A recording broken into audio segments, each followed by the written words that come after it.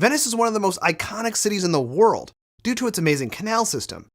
Have you ever wondered why Venice has canals at all? And how the Venetians built a city unlike any other? I produced a video to answer those questions, and it's over on Nebula. It's a part of my Great Cities series, which so far has covered Paris's boulevards, the plan for Canberra, Shanghai's metro system, and New York's Central Park. New videos in the Great Cities series drop every month. They're longer and higher quality than the videos you'll find on YouTube, and ad-free. Sign up to Nebula so you don't miss any. How many people live in Venice? The official answer is 258,685 people. But for about 200,000 of them, home doesn't look like this. Instead, it looks like this. To my eye, this looks like a normal Italian city, not the world-famous city crisscrossed by canals. That's because most Venetians don't live in the historic district in the center of the lagoon, but on the mainland. Here's the boundary for the full Comune of Venice. It includes the historic center right here, but it also includes many of the lagoon's islands and terra firma, or the mainland. Now you might be saying, so what? There are plenty of cities that have more people living on the periphery than in the historic center. And you would be right, but here are two reasons why I think Venice is different. First, at its height in the 1600s, the historic center of Venice used to be home to 200,000 people, vastly outnumbering the population of the surrounding areas. Today it's home to only 50,000 people. That's a massive difference, and that decline is not caused by suburbanization like in US cities. Second, almost nobody thinks about the parts of Venice outside of the historic center. I guess that most people don't realize that Venice exists outside of the lagoon. Let's rectify that situation and learn more about Greater Venice and how it transformed into a city primarily in the lagoon to one where primarily people live on the mainland after the bike belt. In its prime, Venice was the center of a maritime republic so wealthy that it built buildings like this and this. Venice surrendered to Napoleon in 1797 and became part of the newly formed country of Italy in 1861.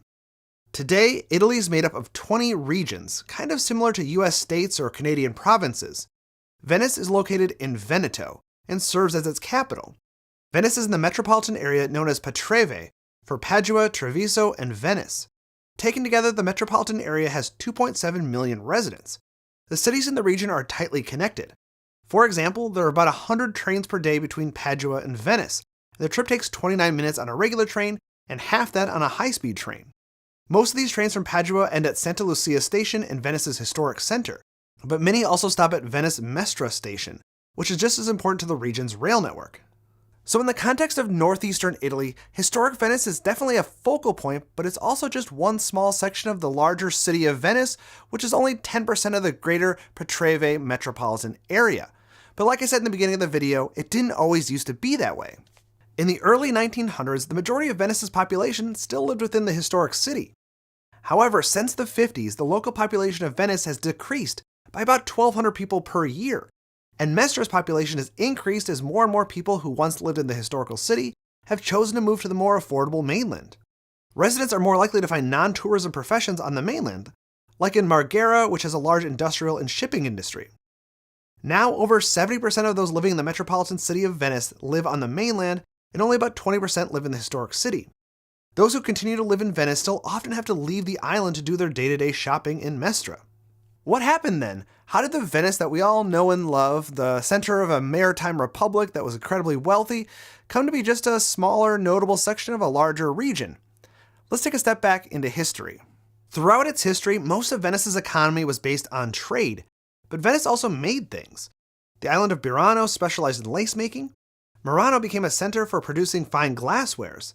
In the past century, that glassmaking industry has shrunk in size, mainly due to the fact that cheaper glass items like simple beads and bottles can be industrially produced elsewhere. As a result, only luxury glass products are produced in Murano today. Manufacturing doesn't happen much in Venice anymore, and its role as a trade hub has declined significantly. Beginning in the 20th century, the city put a great emphasis on the preservation of its historic architecture, art, and culture. Initially, this was great economically as it brought in lots of tourists who wanted to experience these amazing attractions. As more and more tourists visited every year, shop owners sold more and cheaper mass-produced souvenirs, diluting the artistry that historically went into prominent crafts and industries like glassmaking. Shopkeepers selling goods to locals just couldn't compete, eventually forcing them to move to the mainland or close entirely. And as those older shops closed, more stores catering to tourists took their place. The reorienting of the city for tourists had an inevitable result. more tourists. The maximum sustainable daily number of tourists in Venice is around 22,500 tourists per day. Yet in 2021, Venice saw up to 80,000 tourists per day in parts of the year. This number of tourists outnumbers locals by almost 2 to 1. Some even call Venice a short-term city, as a majority of its occupants are only passing through the area, soon to be replaced by other tourists. This places a lot of stress on the declining number of remaining locals, who reported extensive hours-long queue times for restaurants, museums, and public transit. It's not uncommon for tourists and locals to butt heads. All of these factors have caused a steep decline in resident comfort since the 1950s, particularly in the last several decades.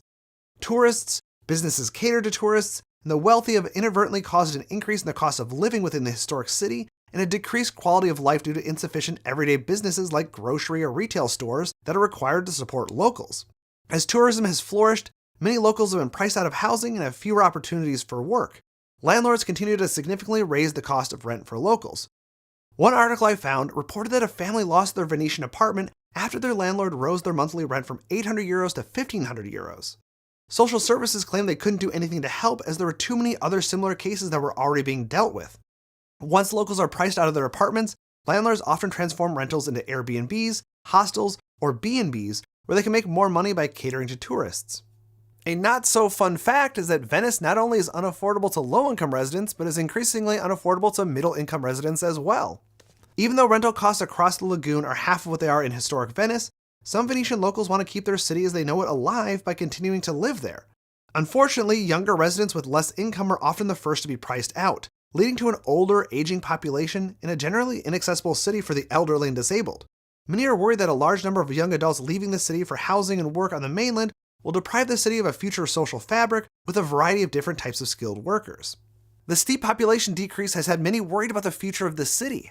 Is there any way to make Venice more attractive and affordable to locals? Urban planning efforts catering to tourists often don't follow the comprehensive urban plans for the city. Many worry that Venice may be past the point of being able to fix the city's growing problems. And critics of Venice's urban planning efforts have expressed a desire for more of a focus on resident well-being, sustainability, and resilience in both short and long-term city planning. But Venice has not yet balanced those goals with tourist-focused goals. As historic Venice becomes more overcrowded by tourists, Mestre is beginning to gain more tourists each year as a result, as it's perfectly positioned close to the historic city, has interesting historical locations of its own, and has more typical everyday businesses and shops that are lacking in historic Venice. Finally, there's the issue of when Venice will become not only a ghost town for locals, but for tourists as well. In 2021, UNESCO threatened to add Venice to its list of World Heritage Sites in danger, and Venice narrowly avoided being added to the list by banning cruise ships in the city center. The Venetian government has attempted to enact other policies to limit large numbers of tourists.